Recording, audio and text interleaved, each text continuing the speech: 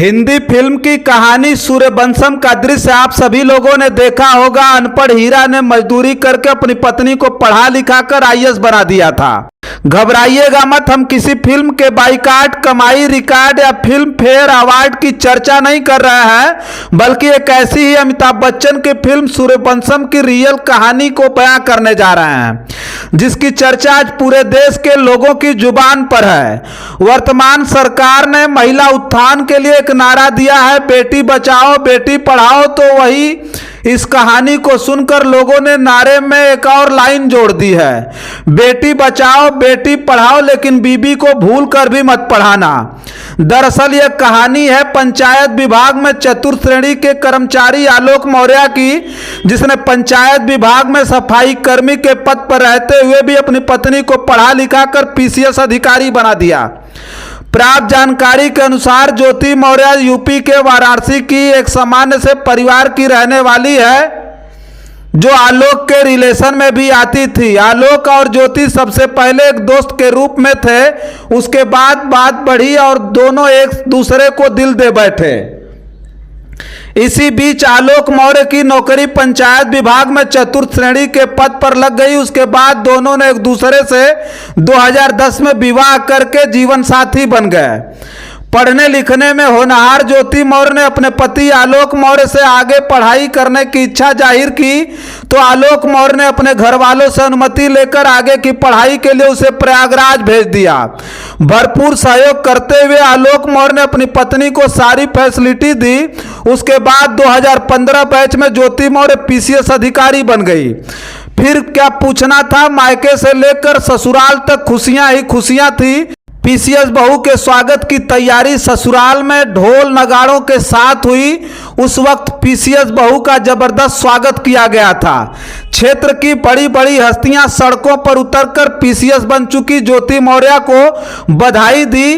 उसके बाद ज्योति मौर्य ने कई जिलों में एसडीएम पद पर बैठकर अपने कर्तव्यों का निर्वहन भी किया।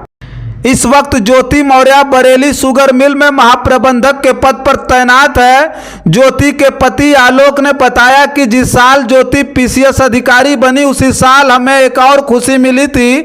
ज्योति ने 2 जुड़वा बेटियों को उसी साल जन्म भी दिया था। सब कुछ बड़ा ठीक ठाक से चल रहा था कि इसी बीच आलोक और ज्योति के वैवाहिक जीवन में एक व्यक्ति की एंट्री हो जाती है।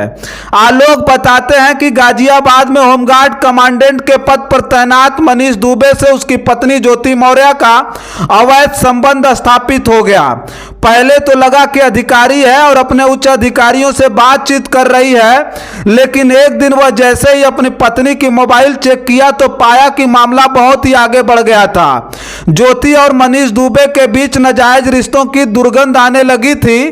तभी मनीष व ज्योति के बीच व्हाट्सएप चैट का स्क्रीनशॉट सबूत के तौर पर आलोक ने अपने पास रख लिया। पत्नी अधिकारी थी, अब उसे किसी भी तरह रंगे हाथ पकड़कर आलोक साबित करना चाहता था कि उसकी पत्नी बेवफाई कर रही है। आलोक ने बताया कि फरवरी माह में उसकी पत्नी के सरकारी आवास में ही वह दोनों को आपत्तिजनक स्थिति में पकड़ लिया। उसके बाद से उसकी पत्नी और उसका प्रेमी मनीष दुबे जान के दुश्मन बने हुए हैं। उसका आरोप है कि ज्योति स्वयं फोन पर धमकी देकर तलाक लेने के लिए कह रही है, शांति और सहूलियत से तलाक देकर अलग हो जाओ वरना जान चली जाएगी। इस प्रकार की धमकी का आरोप पीड़ित पति लगा चुका है। लेकिन इस मामले में उस वक्त बड़ा मोड़ आ गया जब ज्योति मौर्य की वसूली डायरी को भी पति ने पूरी चालाकी से लीक कर दिया। पहले अधिकारी पारिवारिक मामला बताकर मामले को टाल रहे थे, लेकिन बाद में पीड़ित पति पत्नी की रिश्वत वसूली की काली डायरी प्रदेश के मुख्यमंत्री योगी आदित्यनाथ तक पहुंचा दी, तो मामले को लेकर पूरे उत्तर प्रदेश में हड़कंप मच गया। रिश्वत वसूली की डायरी के अनुसार पीसीएस मैडम ने तो मानो जैसे काली कमाई का साम्राज्य खड़ा कर रखा हो। उस डायरी के अनुसार ज्योति अनाधारिक रूप पर हर महीने 6 लाख इकट्ठा कर रही थी। हालांकि इसकी सच्चाई तो जांच के बाद स्पष्ट हो पाएगी, लेकिन अब इस कहानी की चर्चा पूरे देश में खूब जमकर वायरल हो रही है। यह बेवफाई का पहला मामला नहीं है, लेकिन इसको लेकर लोगों के जेहन में तरह तरह की चर्चाएं चल रही हैं। जिस पत्नी की प्रतिभा पहचान कर उसके पति ने पुरुष प्रधान समाज में पंखों को फैलाकर आसमान में उड़ने की ताकत दी, आज वही पत्नी उसके जान की दुश्मन बनी हुई है। जिसके पति ने उसके लिए सब कुछ लुटा दिया हो, बाद में कामयाबी मिलने पर उसकी पत्नी ने ही उसका सब कुछ लूट लिया है। पढ़ लिख कर अधिकारी बनने वाली ज्योति की 2 बच्चियां भी हैं, जिसको शायद इस बात का एहसास होता कि उसके घिनौने कृत्य से उन बेटियों पर क्या फर्क पड़ने वाला है। हालांकि आधुनिक युग में यह सारी बातें बड़ी आम हो चुकी हैं, लेकिन उनका क्या, जिन्होंने आने वाले समय में सपना संजो कर रखा है कि शादी के बाद भी ससुराल के लोगों से सहयोग पाकर आगे की पढ़ाई को जारी रखते हुए अपने प्रतिभा का खुलकर प्रदर्शन करेंगे।